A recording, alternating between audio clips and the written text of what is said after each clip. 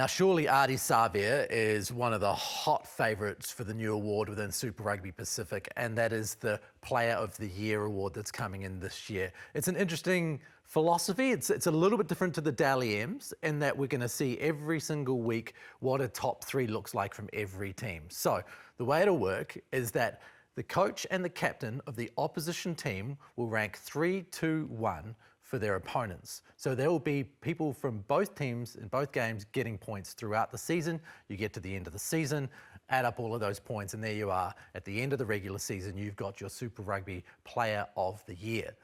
Interesting philosophy, interesting way of doing it. You quite like it? Yeah, I love it because I think if you go to awards nights for clubs, everyone always wants the Players Player of the Year, because that's your mates saying, man, you might not be the biggest X Factor player or scored the most tries, but it's the acknowledgement of the battle. And I think sometimes it's too easy to give it to the X Factor. And if you look at captains, they're going to have felt that battle. You look at coaches, they've going to seen who was a problem. They would have assessed things at half time.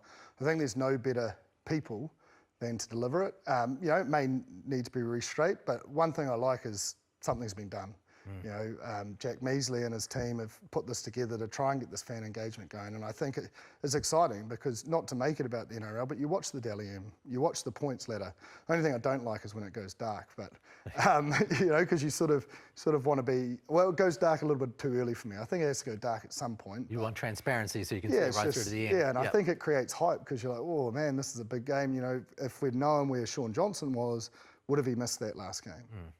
I don't know, but it creates talking points. Well, and also, in the end, if you deserve to win it, you deserve to win it, and everyone can see it. Yeah. Why hide it? 100%. But I also I like the idea of not putting it on to pundits or ex-players. It's players that are out there doing it. It's coaches out there doing it. I don't think they're the ones doing the most amount of work week in, week out to see who the threats are and what the threats may be and what you can sort of expose through your team. So my thought, Brynner, is that when you look at Moana Pacifica as a developing team and look at the elite level of Ardie Savea's game, he's in a really good position to be getting 3 points all the time, 2 or 3 points all the time. Do you see him as the favourite as well? So you'd have to think he would be a definite favourite. You've obviously depending on what coaches and what players actually value him. And that's what I do like around this award as well, because sometimes the unseen work of, guys that are cleaning rucks or doing all the hard yards, and that actually has a big play in terms of how the game is played. They get points as well. So you could see a loose forward that ends up winning it. Hoskins Satutu won it last year because of his attacking attributes, but also all the hard yards that he did as a loose forward is going to be really valuable, because sometimes you could think in the Dally M's it's a halfback usually sometimes, or a fullback. That's the kind of position that tends to get the most votes. But for me, I'm really going to be interested to see what these coaches and what these players, captains, are picking in terms of what is considered a good game. So yeah, it's a really good element that I'm going to enjoy watching and see how it plays out for the rest of the year. Yeah, I think a player like Ethan Blackadder, everyone respects him, everyone loves the way he plays.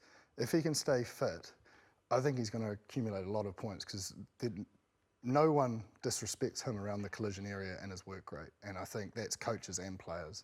And I also think someone like Tawatava Nawai, said it before, he's great both sides of the ball. He can be the X Factor, he can get you the turnovers, he can make massive defensive plays. I think the captaincy is going to be so good for him. I think it's going to grow him an arm and a leg in all aspects. So I think someone like him again is someone that will attract a lot of points. And in a team which doesn't have a lot of superstars.